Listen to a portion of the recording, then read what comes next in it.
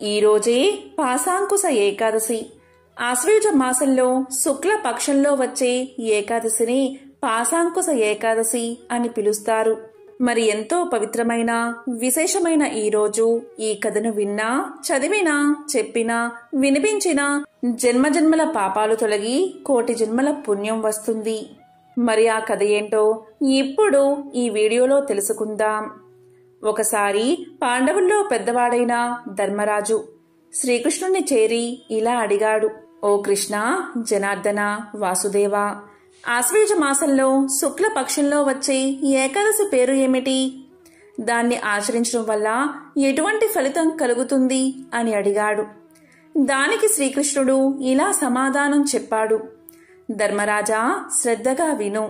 ఆశ్వయుజ మాసంలో శుక్ల పక్షంలో వచ్చే ఏకాదశిని పాశాంకుశ ఏకాదశి అని పిలుస్తారు.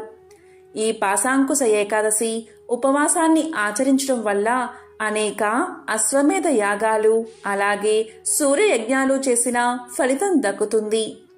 అన్ని రకాల సమస్యలు తొలగి సకల శుభాలు కలుగుతాయి. ఈ ఉపవాస వ్రతాన్ని ఆచరించిన వారు చివరకు మోక్షాన్ని పొంది విష్ణు సాన్నిధ్యాన్ని చేరుకుంటారు. ఈరోజు శ్రీ మహావిష్ణువును అంటే నన్ను పద్మనాభుడిగా ఆరాధించాలి. ఒక వేటగాడు అంటే క్రోధనుడు అనే వేటగాడు తను చేసిన పాప కర్మాలను గుర్తు చేసుకుని పరిపరి విధాలా విచారిస్తూ మోక్షం కలిగే మార్గం కోసం ఒక ఋషిని ఆశ్రయించగా ఆ ఋషి సలహాపై ఈ పాశాంకుశ ఏకాదశి వ్రతాన్ని ఆచరించి ముక్తిని పొందాడు, మోక్షాన్ని పొందాడు. అప్పట్నుంచి పూర్వ పాపాలను పోగొట్టుకోవడానికి భక్తులు ఈ ఏకాదశిని ఆచరిస్తారు. గరుడ పురాణం ప్రకారం ఒకసారి గరుత్మంతుడు శ్రీ మహావిష్ణువును ఇలా అడుగుతాడు.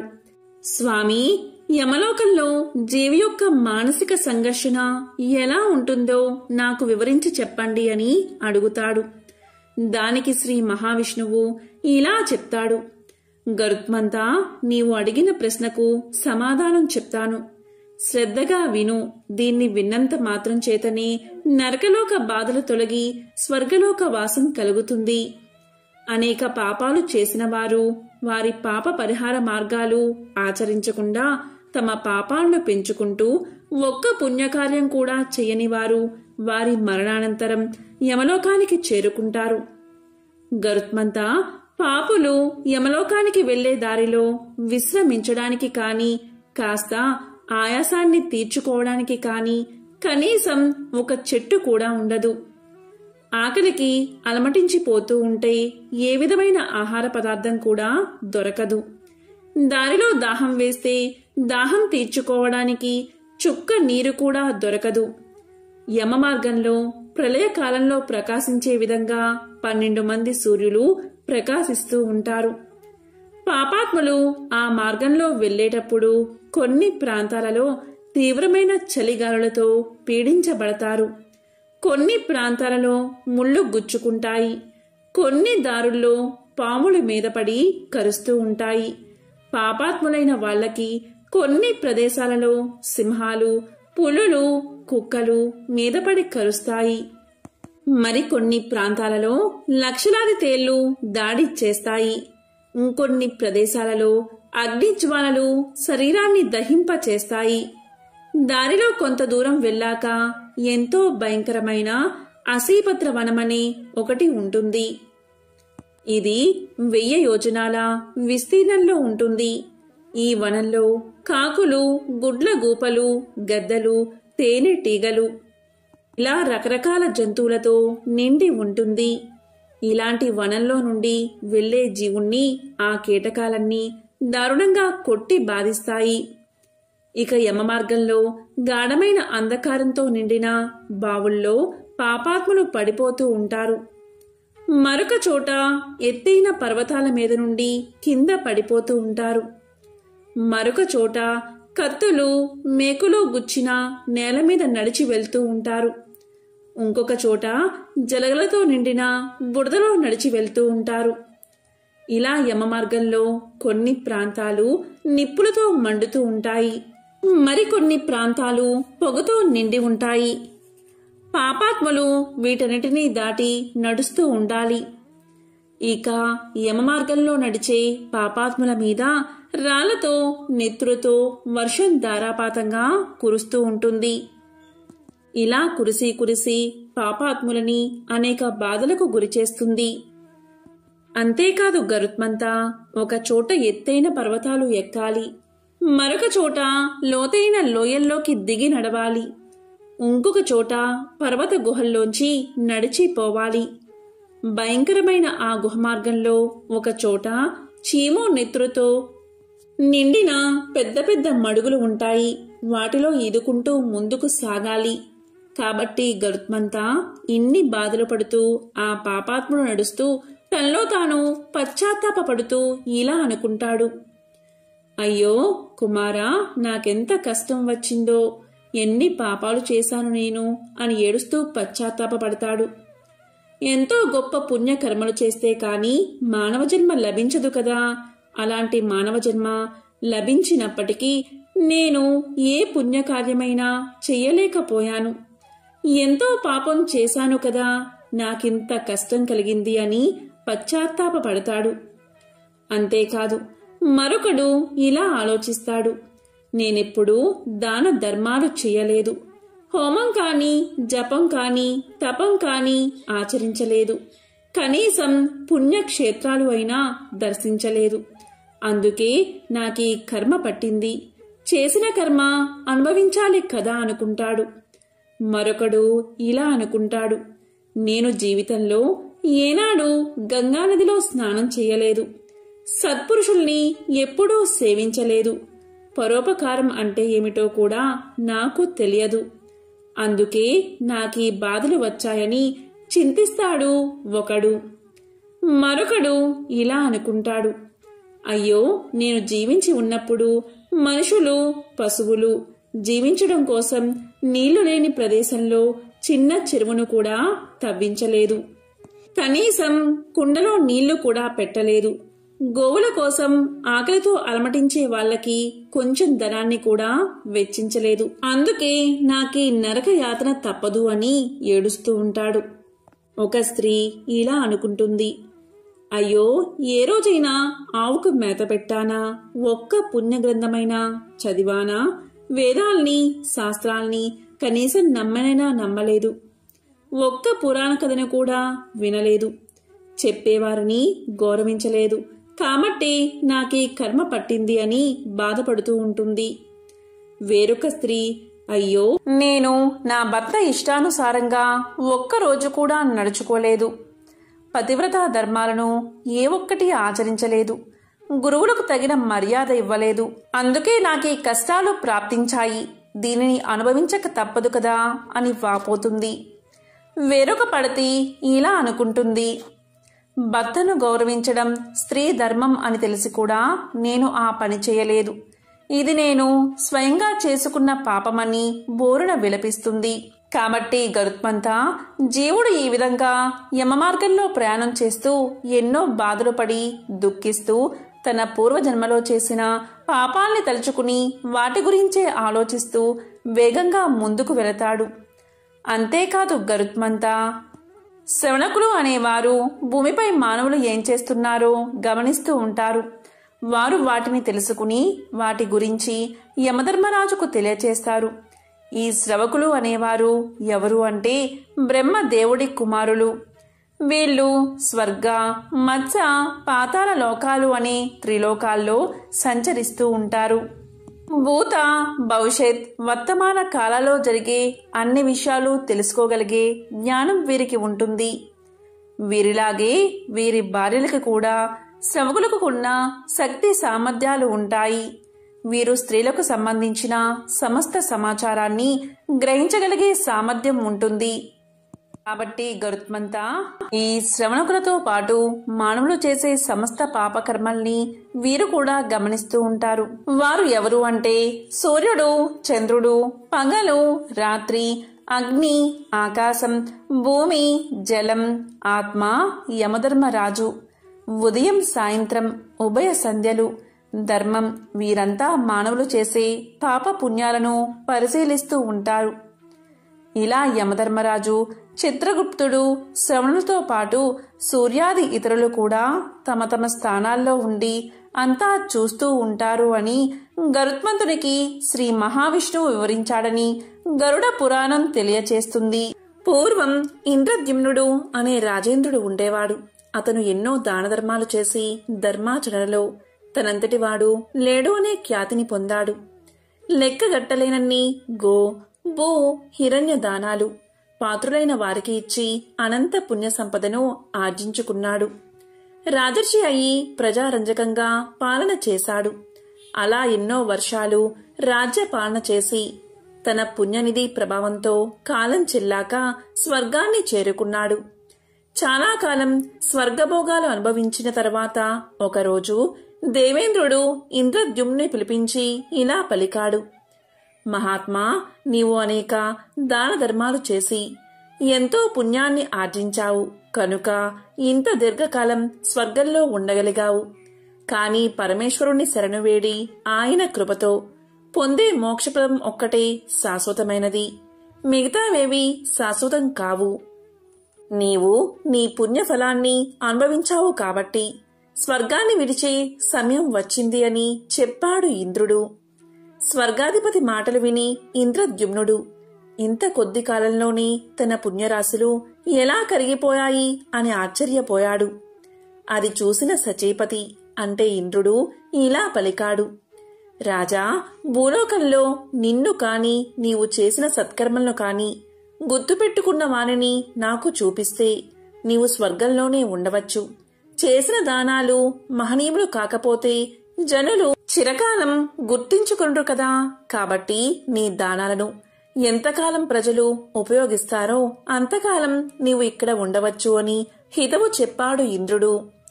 ఇంద్రుడి అనుమతి తీసుకుని అలాంటి వారు ఉన్నారేమో వెతకడానికి బయలుదేరాడు ఇంద్రద్యుమ్నుడు. చిరంజీవి అయిన మార్కండేయ మహర్షి దగ్గరకు వెళ్లి నమస్కారం చేసి ఇంద్రద్యుమ్నుడు ఇలా పలికాడు. ఓ తపస్వి చంద్రమా, నన్ను మీరు ఎరుగుదురా అని అడిగాడు. అప్పటికి ఎంతో కాలంగా తీర్థయాత్రలు చేసి ఉపవాస వ్రతాలు చేసి కృషించి ఉన్న మార్కండేయ మహర్షి గుర్తు లేదు అని చెప్పాడు. అప్పుడు ఇంద్రద్యుమ్నుడు, స్వామి, చిరంజీవులైన మీకంటే ముందు పుట్టిన ప్రాణి ఏదైనా బతికి ఉందా అని అడిగాడు. దానికి మార్కండేయ మహర్షి ఇలా సమాధానం చెప్పాడు. పవిత్ర హిమాలయ పర్వత ప్రాంతంలో ప్రామారకర్ణం అనే గుడ్లగూప ఉన్నది అని బదులిచ్చాడు మార్కండేయ మహర్షి. వెంటనే ఆ గుడ్లగూప అంటే ఉలూకం వద్దకు చేరి ఇంద్రద్యుమ్నుడు ఇలా పలికాడు. అయ్యా, నన్నెరుగుదువా అని ప్రశ్నించాడు. దానికి ఉలూకం తెలియదు అని సమాధానం చెప్పింది.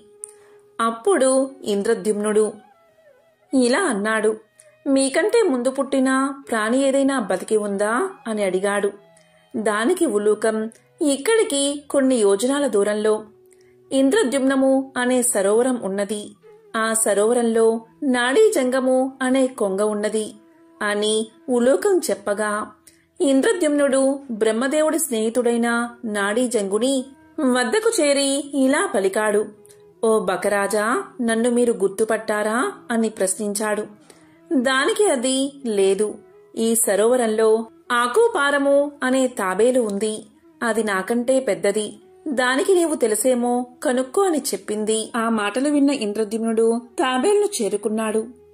ఇంద్రద్యుమ్ని చూడగానే ఆ తాబేలు యొక్క కళ్ళు చెమ్మగిల్లాయి. అది ఇలా పలికింది. అయ్యా, 1000 యజ్ఞాలు సంగముగా చేసి 1000 యోపస్తంభాలు కట్టించావు. ఆ యజ్ఞ దానాలలో లెక్క కట్టలేనన్ని గోదానాలు ఇచ్చావు. నీవు దానాలు ఇచ్చిన గోవుల రాకపోకలతో ఈ భూమి దిగబడి ఇంత సరోవరం అయినది. ఇది అంతా నీ చలవే అని కృతజ్ఞతాపూర్వకంగా చెప్పింది తాబేలు. మరుక్షణమే దేవతలు దివ్య విమానంలో ఇంద్రద్యుమ్నుని స్వర్గానికి తీసుకుపోయారు. మన సత్కీర్తి భూలోకంలో ఉన్నంతకాలం స్వర్గలోకము కరతాళామలకం. ఆకుపార ఇంద్రద్యుమ్నుడు చేసిన దానాలు మరవలేదు కాబట్టి ఇంద్రద్యుమ్నుకి మళ్లీ స్వర్గలోక ప్రాప్తి కలిగింది. కాబట్టి మనం నలుగురికి ఉపకరించే పనులు చేయాలి. అవే మనల్ని రక్షించే సంపదలు. దేవేంద్రుడు చెప్పినట్లు మోక్షం ఒక్కటే శాశ్వత పదం. ఇంత పుణ్యాత్ముడు కాబట్టే మహావిష్ణువు గజేంద్ర రూపంలో ఉన్న ఇంద్రద్యుమ్నునిచే నీవే తప్ప హితః పరం బెరుగను అని అనిపించి అతనికి శాశ్వతమైన మోక్షాన్ని ప్రసాదించాడు. కాబట్టి మోక్షానికి పుణ్యమే ప్రథమ సోపానము. రామశాస్త్రి నగరంలో పేరున్న వైద్యుడు. ఆ నగరమున్నది ఒక నది సమీపంలో. ఆ నదికి పుష్కరాలు వచ్చిన సందర్భంగా ఒక సాయంకాలం పూట రామశాస్త్రి యొక్క చిన్ననాటి స్నేహితులు అయిన శ్రీహరి, విఠలు అతని ఇంటికి వచ్చారు. శ్రీహరి బడిలో పంతులు, విఠలు ఒక గ్రామంలో న్యాయాధికారి. రామశాస్త్రి తన మిత్రులను ఊళ్ళో ఉన్న దేవాలయాలన్నిటికీ తెప్పించి చీకటి పడే వేళకి ఇంటికి తీసుకువచ్చి తన స్నేహితులకు కూడా వంట చేయమని తన భార్యకు చెప్పి ముందు గదిలోకి వచ్చి కూర్చుని తన స్నేహితులతో కబుర్లు చెప్పసాగాడు. రామశాస్త్రి తన ఇద్దరు స్నేహితులతో ఇలా అన్నాడు. అతను తన విధిని నిర్వహించడంలో ఒకసారి అక్రమంగా ప్రవర్తించిన మాట తన స్నేహితులతో ఈ విధంగా చెప్పాడు. మా ఊళ్ళో ఒక గొప్ప ధనికుడు నెలలా విందు చేసి దానికి గొప్పవాళ్లను మాత్రమే ఆహ్వానించేవాడు. ఒకసారి నాకు కూడా ఆహ్వానం వచ్చింది. ఊళ్ళోని గొప్పవాళ్ల చిట్టాలో నా పేరు కూడా దక్కింది కదా అని ఊరి పెద్దలను పరిచయం చేసుకుని నేను కూడా నా వృత్తిలో బాగా పైకి రావచ్చని ఎంతో సంతోషించాను. నాకు ఉన్నంతలో మంచి బట్టలు కట్టుకుని విందుకు బయలుదేరబోతూ ఉండగా ఒక పెద్దావిడ ఎంతో గోలగా ఏడుస్తూ నా కాళ్ల మీద పడి నా మొగుడి ప్రాణం నువ్వే కాపాడాలి బాబూ అని నన్ను వేడుకుంది.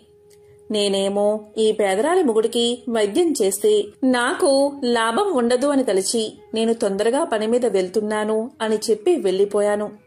అయితే ఏదో అవాంతరం వచ్చి ఆ రోజు ఆ విందు వాయిదా పడింది.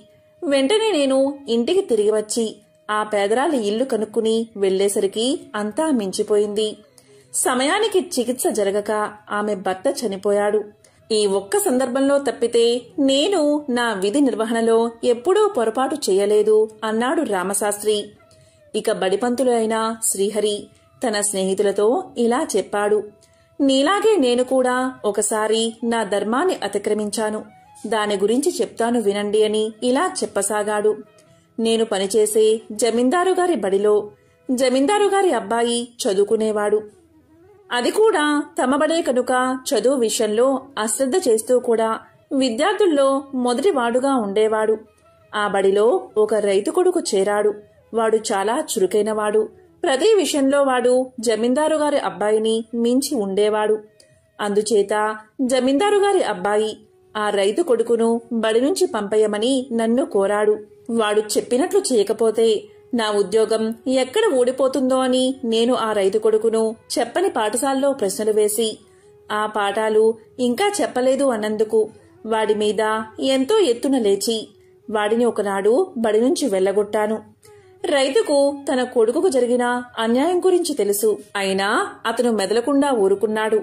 ఆ విధంగా చదువుకుని పైకి రావాల్సిన రైతు కొడుకు తండ్రితో పాటు పొలం పనులు చేసుకోవాల్సి వచ్చింది అని తెలియచేశాడు రెండవ స్నేహితుడు. ఇక మూడవ స్నేహితుడు అయిన న్యాయాధికారి ఇలా చెప్పసాగాడు. మీలాగే నేను కూడా ఒకసారి నా విధిని నిర్వహించలేకపోయాను అంటూ ఇలా చెప్పసాగాడు. ఒకసారి నా దగ్గరకు ఒక వివాదం వచ్చింది. ఒక పెద్ద వ్యాపారి తన జాగాలో పెద్ద భవంతి కట్టుకున్నాడు. అతని స్థలానికి ఆనుకుని ఒక కాపు స్థలం గుడిసె ఉన్నాయి. ఎంతగా అడిగినా కాపు ఆ స్థలాన్ని వ్యాపారికి అమ్మలేదు. వ్యాపారి తన మనుషుల చేత కాపువాడి గుడిసె కూలదోసి స్థలాన్ని ఆక్రమించుకున్నాడు. ఆ నిజం నాకు తెలుసు కాని నా చెల్లెల్ని ఆ వ్యాపారి కొడుకు ఇచ్చి పెళ్లి చేసేందుకు మాటలు జరుగుతున్నాయి. ఆ వ్యాపారి బోలెడు పలుకుబడి కలవాడు. అందుచేత నేను ఆ వ్యాపారికి అనుకూలంగా తీర్పు చెప్పాను. ఇదొక్కటే నేను నా వృత్తిలో చేసిన అక్రమం అన్నాడు విఠలు. మొత్తం మీద మనమంతా మన విధులను సక్రమంగా నెరవేరుస్తున్నట్లే. ఇక భోజనాలకి లేద్దాము అంటూ రామశాస్త్రి వంటింట్లో అడుగుపెట్టి నిర్ఘాంతపోయాడు. అతని భార్య వంట చేసే ప్రయత్నంలో లేదు. తలుపు పక్కనే కూర్చుని ముందు గదిలో జరిగిన సంభాషణలు వింటుంది. ఇదేమిటి ఇలా కూర్చున్నావు, వంట చెయ్యలేదా అని రామశాస్త్రి అడిగాడు. అప్పుడు ఆమె, లేదు, ఈ పూటకు నాకు ఒళ్ళు నొప్పులుగా ఉన్నది అని పలికింది. ఆ మాటకు రామశాస్త్రికి ఒళ్ళు మండిపోయింది. ఈ సమయానికి పూటకూళ్ళు కట్టేసి ఉంటారు. రాకరాక వచ్చిన నా స్నేహితులు పస్తున పడుకోవాలా? నాకు కూడా ఎంతో ఆకలిగా ఉంది. ఆ కోపంతోనూ ఆకలితోనూ అతను తన భార్య మీద చేయి చేసుకోబోయాడు. వెంటనే అతని భార్య ఇలా పలికింది, ఆగండి, నేను ఒక్కసారి నా విధిని నిర్వర్తించినందుకే నన్ను కొట్టవచ్చారు. ఏమైపోయిందని ఒక్క పూట తిండి లేకపోతే ఎవరూ చచ్చిపోరు. వైద్యుడు తన విధి నిర్వహించకపోతే ప్రాణం పోతుంది. గురువు విద్యార్థి పట్ల అక్రమంగా ప్రవర్తిస్తే వారి జీవితమే నాశనం అయిపోతుంది. న్యాయాధికారి అక్రమంగా ప్రవర్తిస్తే ఒక మనిషి అనవసరంగా శిక్షకు గురవుతాడు. ఈ వృత్తులను చేసేవాళ్లు ఒకసారి తమ విధి నిర్వహణలో పొరపాటు చేసినా క్షమించరాదు. అలాంటి వాళ్లు ద్రోహం చేసినట్లే లెక్క. అసలు ముందు మీ ముగ్గురు ఈ విషయం తెలుసుకోండి. మీరు బయటకు వెళ్ళినప్పుడు వంట చేసేశాను, కాళ్ళు కడుక్కుని రండి, వడ్డిస్తాను అంది రామశాస్త్రి భార్య. ఆమె అన్న మాటలకు ఆ ముగ్గురు సిగ్గుతో తలదించుకున్నారు. కాబట్టి ఎంతో పవిత్రమైన ఈ రోజు ఈ కథను విన్నా, చెప్పినా, చదివినా సకల శుభాలు కలుగుతాయి. జన్మల దోషాలు తొలగి కోటి జన్మల పుణ్యం వస్తుంది. మోక్షాన్ని ప్రసాదించే గజేంద్ర మోక్షం కథను ఒక్కసారైనా వింటే చాలు. జన్మల పాపాలు తొలగి మోక్షం కలుగుతుంది. శ్రీ మహావిష్ణువు యొక్క సంపూర్ణ అనుగ్రహం కలుగుతుంది. మరి ఆ కథ ఏంటో ఇప్పుడు ఈ వీడియోలో తెలుసుకుందాం. భాగవతంలో గజేంద్ర మోక్షం కథ వివరించబడి ఉంది. ఒకసారి శుక్ర మహర్షి శ్రీ మహావిష్ణువు గజేంద్రుణ్ణి కాపాడడం కోసం భూలోకానికి వచ్చాడని పరీక్షిత్ మహారాజుకు తెలియచేశాడు. అప్పుడు పరీక్షిత్ మహారాజు గజేంద్రుడి కథను వివరించమని శుక్ర మహర్షిని వేడుకున్నాడు. మరి ఆ కథ ఏంటో ఇప్పుడు ఈ వీడియోలో తెలుసుకుందాం. క్షీరసాగర మధ్యంలో త్రికూటమనే పర్వతముంది. ఆ పర్వతానికి 3 శిఖరాలు ఉన్నాయి. ఒక శిఖరం బంగారంతో, ఇంకో శిఖరం ఇనుముతో, మరొకటి వెండితో అలరారుతూ ఉండేవి. ఆ కొండల మీద రకరకాలైన గగనచారులు, కిన్నెరలు విహరిస్తూ ఉండేవారు. ఆ పర్వతం మీద ఉన్న అడవులలో అడవి దున్నలు, ఖడ్గ మృగాలు, ఎలుగుబంట్లు మొదలైన క్రూర మృగాలతో పాటు ఏనుగులు కూడా ఉండేవి. ఆ ఏనుగులు గుంపులు గుంపులుగా తిరుగుతూ విహరిస్తూ ఉండేవి. ఒకరోజు ఆ గుంపులు ఆహారం కోసం దాహ బాధతో తిరుగుతూ సరోవరానికి చేరుతూ ఉన్నప్పుడు ఒక ఏనుగుల గుంపు చీలిపోయింది. అందులోని ఆడ ఏనుగులు గజరాజును అనుసరించి ఇంకో సరోవరాన్ని చేరుకున్నాయి. అలా ఏనుగులు చేరుకున్న ఆ సరోవరం అతి విశాలమైనది. ఆ సరోవరం నిండా వికసించిన కలువలు, తామరలు, ఇంకెన్నో జలచరాలు నివసిస్తూ ఉన్నాయి. వాటిలో కొన్ని మొసళ్లు కూడా ఉన్నట్లు ఏనుగులకు తెలియదు. ఆడ ఏనుగులు దాహ బాధ తీర్చుకుని జలక్రీడలు జరిపి బయటకు వచ్చిన తరువాత గజరాజు కూడా సరోవరంలోకి ప్రవేశించి నీళ్లు తాగి తొండం నిండా నీరు నింపి గగనవీధిలోకి చిమ్ముతున్నాడు. ఆ విధంగా నీటిని చిమ్ముతూ ఉంటే సరోవరంలోని కర్కాటక మీనాలు రోదసిలోని మీన కర్కాటకాలను చేరినట్లు కనిపించింది. ఇలా ఆ గజరాజు జలక్రీడ జరుపుతూ ఉన్న సమయంలో ఆ చెరువులో ఉన్న ఒక ముసలి ఆ గజరాజు యొక్క కాలును పట్టుకుంది. పట్టు విడిపించుకుని తొండంతో దెబ్బ తీయాలని ఆ ఏనుగు చూసింది. వెంటనే ఆ ముసలి ఏనుగు యొక్క ముందు కాలు పట్టుకుంది. ఆ ఏనుగు తన దంతాలతో ముసలిని కుమ్మి విడిచింది. అప్పుడు ఆ ముసలి వెనుకవైపు వచ్చి ఏనుగు తోకను కుమ్మి చీల్చింది. అలా ఆ కరి మకరం ఒకదాన్ని ఒకటి కుమ్మి చీల్చుకుంటూ ఉండగా కరిబలం సన్నగిల్లుతుంది. జలమే తన నివాస స్థానం అవడం వల్ల మకరం బలం అంతకంతకు పెరుగుతూ ఉండడంతో గజరాజు నీరసిస్తుంది. ఈ విధంగా ముసలితో పోరు సాగించలేక దీనావస్థలో పడిన ఆ గజరాజు మకరాన్ని గెలవడం తన వల్ల కాదు అని నిశ్చయించుకుని తన్ని రక్షించమంటూ సర్వేశ్వరుడైన నారాయణుణ్ణి ప్రార్థించాడు. ఈ విధంగా ప్రార్థించాడు. అక్కడెక్కడో వైకుంఠపురంలోని ఓ మూల ఒక సౌధం. ఆ సౌధ పరిసరాల్లో మందారవనం, అందులో అమృత సరస్సు. అక్కడ మంచంపై లక్ష్మీదేవితో వినోదించు శ్రీమన్నారాయణుడికి ఏనుగు పాహి పాహి అని పెట్టిన కేక వినిపించగానే వెంటనే బయలుదేరాడు మహావిష్ణువు. భక్తుణ్ణి రక్షించడానికి భగవంతుడు బయలుదేరిన తీరు అమోఘం. గజేంద్రుడి ప్రాణాలు కాపాడాలి అనే ఉత్సాహంతో నిండిపోయిన విష్ణుమూర్తి లక్ష్మీదేవికి చెప్పలేదు. శంఖ చక్రాలను రెండూ చేతుల్లోకి తీసుకోలేదు. సేవకులనెవరినీ పిలవలేదు. గరుడ వాహనాన్ని సిద్ధపరుచుకోలేదు. చెవుదుద్దు వరకు జారిన జుట్టు చక్కదిద్దుకోలేదు. ప్రణయ కలహంలో ఎత్తిపట్టిన లక్ష్మీదేవి కొంగైనా వదల్లేదు. అలా వెళ్తున్న నారాయణ్ణి చూసి మహాలక్ష్మి తన మనసులో ఈ విధంగా అనుకుంది. ఏ దుష్ట దుశ్శాసనుడు కబంధ హస్తాల్లోనైనా చిక్కుకున్న ద్రౌపదీదేవి వంటి ఇల్లాలు మొరపెట్టుకుంటుందా? మళ్లీ పరమమూర్ఖుడైన సోమకాసురుడు వేదాలను దొంగలించడానికి వచ్చాడా? అసురులు అమరావతిపైకి దండెత్తి వస్తున్నారా? ప్రహ్లాదుడు వంటి భక్తులను హింసించే హిరణ్యాక్షుడు మళ్లీ బయలుదేరాడా అని సంశయించి ఆయన వెంట బయలుదేరింది. ఆ విధంగా గజరాజు ఉన్న సరోవరాన్ని చేరుతూనే తన సుదర్శన చక్రాన్ని విడిచిపెట్టాడు మహావిష్ణువు. ఆ సుదర్శన చక్రం విస్ఫులింగాలు చిమ్ముతూ మరుక్షణంలో సరోవరంలోకి ప్రవేశించి ఆ ముసలి తలను ఖండించింది. వెంటనే గజేంద్రుడు ఊపిరి పీల్చుకుని కొలను నుండి బయటకు వచ్చి కరణీ బృందాన్ని చేరి సంతోషంతో తొండం ఎత్తి పలకరించాడు. అప్పుడు శ్రీహరి తన శంఖాన్ని పూరించాడు. ఆ పాంచజన్యపు ధ్వని శత్రుజనానికి హృదయ విదారకం, సజ్జనులకు ఉల్లాసభరితాన్ని కలిగిస్తుంది. అప్పుడు నారాయణుడు తన కర స్పర్శతో ఆ కరిని అనుగ్రహిస్తాడు. ఆ అనుగ్రహంతో ఆ గజరాజు వైకుంఠాన్ని చేరుకుంటాడు. నిరంతరం ఎవరైతే శ్రీహరిని స్మరిస్తారో వారిని ఎప్పుడూ నేను విస్మరించను అని శ్రీదేవికి చెప్పగా ఆ లక్ష్మీదేవి దీనుల మొరవిని వారిని రక్షించే శ్రీ మహావిష్ణువుతో రావడం కంటే భాగ్యం ఏముంటుంది అని అనుకుంటుంది. గజరాజు నీటి నుండి తామర పుష్పాన్ని తీసుకువచ్చి స్వామివారి పాదాల దగ్గర పెట్టి నమస్కారం చేసింది. ముసలి చనిపోయినప్పుడు అందులో నుండి ఒక గంధర్వుడు వచ్చి గంధర్వ లోకానికి వెళ్లిపోయాడు. ఇలా కథ వింటూనే పరీక్షితుడు శుక్ర మహర్షితో ఇంతటి పుణ్యం ఆ గజరాజుకు ఎలా వచ్చిందో చెప్పమని అడగగా అప్పుడు శుక్ర మహర్షి ఇలా చెప్పసాగాడు. ఒకప్పుడు ద్రవిడ దేశాన్ని పరిపాలించే రాజు ఉండేవాడు. అతను అష్టాక్షరి మంత్రోపదేశాన్ని పొంది ఒక పర్వత శిఖరానికి చేరుకుని అక్కడ అష్టాక్షరి మంత్రం ఉపాసన చేద్దామని భావించి అక్కడే మంత్రజపం చేస్తూ ఉండగా అక్కడికి అగస్త్య మహర్షి వచ్చాడు. అయితే మంత్రజపం చేస్తున్నానని మహర్షి వచ్చినా లేవకపోవడంతో ఆగ్రహించిన అగస్త్యుడు నువ్వు ఏనుగు యోనియందు జన్మిస్తావు అని అతన్ని శపించాడు. అయితే మహాపురుషులు ఏనాడైతే మీ ఇంటికి వస్తారో ఆ రోజే మీ పూజ ఫలించిందని గుర్తు పెట్టుకోవాలి అనడంతో అలా గజరాజుగా జన్మించి తన ప్రాణాలు పోయే సమయంలో గత జన్మలో చేసిన మంత్రానుష్ఠాన ప్రభావం వల్ల శ్రీమన్నారాయణుడు గుర్తుకు వచ్చి శరణాగతి చేశాడు.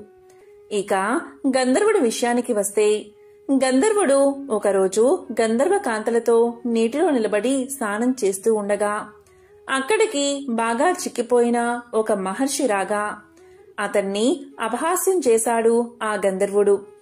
గంధర్వ కాంతలు నవ్వుతారని అనుకుని నీటి లోపల నుండి వచ్చి ఆ మహర్షి కాలని లాగాడు గంధర్వుడు. దీంతో మహర్షి నీటిలోకి పడిపోయాడు. అప్పుడు ఆగ్రహించిన మహర్షి నీకు నీటి అడుగు నుండి వచ్చి కాలులాగే అలవాటు ఉంది కనుక అలా చేసే ముసలివై జన్మించమని శపించాడు. ఆ విధంగా సుదర్శన చక్రంతో తల నరకబడగా అతనికి శాప విమోచనం కలిగింది. అందుకే గంధర్వుడయ్యి గంధర్వ లోకానికి వెళ్లిపోయాడు. ఈ విధంగా గజేంద్ర మోక్షం కథను శుక్ర మహర్షి పరీక్షిత్ మహారాజుకు తెలియజేశాడు. ఈ విధంగా భాగవతంలో చెప్పిన కథలన్నీ ఒక ఎత్తు అయితే గజేంద్ర మోక్షం ఒక ఎత్తు. ఎవరైతే ఈ గజేంద్ర మోక్షం కథని శ్రద్ధగా వింటారో వారి పాపాలన్నీ పరిహరించబడతాయి. ఐశ్వర్యం కలిసి వచ్చి దరిద్రం తొలగిపోతుంది. గ్రహదోషాల వల్ల కలిగే పీడలు తొలగిపోతాయి. ముఖ్యంగా ఈ ఏకాదశి ఉపవాసం రోజున విష్ణుమూర్తికి పాయసాన్ని సమర్పించాలి. ఇందులో తులసి ఆకులు వేయాలి. దీంతో శ్రీ మహావిష్ణువు ప్రసన్నుడై కోరికలు తీరుస్తాడు. ఏకాదశి రోజున తులసి ఆకులు కొయ్యకూడదు. ఒకరోజు ముందే తులసి ఆకులు కోసి స్వామివారి కోసం పెట్టుకోవచ్చు. పంచామృతం విష్ణువుకు మహాప్రీతికరమైనది. ఏకాదశి రోజు శ్రీ మహావిష్ణువుకు పంచామృతంతో అభిషేకం చెయ్యాలి. పంచామృతాన్ని ప్రసాదం రూపంలో తీసుకోవాలి. దీనివల్ల విష్ణువు యొక్క సంపూర్ణ అనుగ్రహం కలుగుతుంది. ఇలా చేస్తే ఐశ్వర్యం, ఆహారం పెరగడంతో కోరికలు కూడా నెరవేరతాయి. ఏకాదశి రోజు ఉపవాసం ఉండలేని వారు, కుదరని వారు కొన్ని నియమాలు పాటిస్తే జీవితంలో అనేక సమస్యల నుంచి మిమ్మల్ని రక్షిస్తుంది. అవి ఏంటి అంటే, ఈ ఏకాదశి రోజు ఎవరూ అబద్ధాలు చెప్పకూడదు. ఎవరి గురించి చెడుగా మాట్లాడకూడదు. ఈ రోజు మీ మనసులో ఎలాంటి చెడు మరియు ప్రతికూల ఆలోచనలు రానివ్వకూడదు. ఇలా చేస్తే కఠిన ఉపవాసం, పూజలు చేసినా కూడా పూర్తి ఫలితం మీకు లభించదు. ఈ ఏకాదశి రోజు ఉపవాసం ఉండలేని వారు కూడా సాత్విక ఆహారాన్ని మాత్రమే తీసుకోవాలి. ఈ ఏకాదశి రోజు అన్నం తినడం నిషేధం. ఈ ఏకాదశికి ఒకరోజు ముందు నుంచి బ్రహ్మచర్యాన్ని పాటించాలి. అదేవిధంగా చాప వేసుకుని నేలపై పడుకోవాలి. ఇక ఈ ఏకాదశి రోజు ఉపవాసం ఉండి రాత్రి జాగరణ చేసి విష్ణు కథలు వినాలి. ఇక ద్వాదశి రోజు ద్వాదశి గడియల్లో పారణ చేయడంతో ఏకాదశి వ్రతం ముగుస్తుంది. ఎంతో పవిత్రమైన ఈ కథను విన్నా, చదివినా, చెప్పినా, వినిపించినా 1000 గోవులను దానం చేసిన మహాపుణ్యాన్ని కలిగిస్తుంది. జన్మల పాపాలు తొలగి కోటి జన్మల పుణ్యం కలుగుతుంది. సకల శుభాలు కలుగుతాయి. ఎంతో పవిత్రమైన, విశేషమైన ఈ కథను విన్నా, చదివినా, చెప్పినా, వినిపించినా జన్మల పాపాలు తొలగి కోటి జన్మల పుణ్యం వస్తుంది. సకల శుభాలు కలుగుతాయి. ఓం నమో నారాయణాయ. ఓం నమః శివాయ. ఓం శ్రీ మహాలక్ష్మియే నమః. ఓం శ్రీ మాత్రే నమః.